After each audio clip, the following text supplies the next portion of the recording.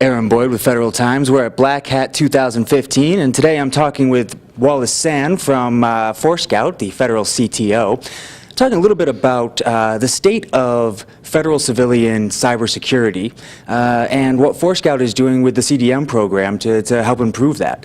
So as we get started, can you talk a little bit about the CDM program, Sure. What Forescout is doing on that program, and some of the new technologies that you guys are planning to implement? Yeah, so CDM really encompasses three major phases. The first phase is the one we're in today, encompasses four main tenets, which consist of hardware asset management, software asset management, configuration management, and vulnerability management.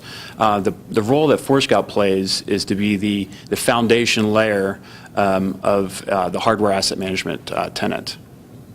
Excellent, excellent. And I know that Forescout was on both of the current task orders that are out, the DHS and then the big 6 agencies. One of those agencies being the Office of Personnel Management, which we know recently had those 2 big breaches that really affected a lot of Americans, including almost 20 million federal employees. What if these CDM program was already in effect and some of these tools were already in place, would that have changed what happened at OPM? Sure. So one of the major issues that OPM had experienced was their lack of inventorying of databases, servers, network devices. CDM would have certainly helped with that, and that's where we step in as the foundation element. As I mentioned with hardware asset management, we would have gave them a comprehensive view of all the devices on the network. So they would have had a very accurate inventory of those devices. Also, from a vulnerability scanning program, it was told that the auditors could barely validate that OPM actually had a vulnerability scanning program after their post-mortem understanding of what happened during the breach.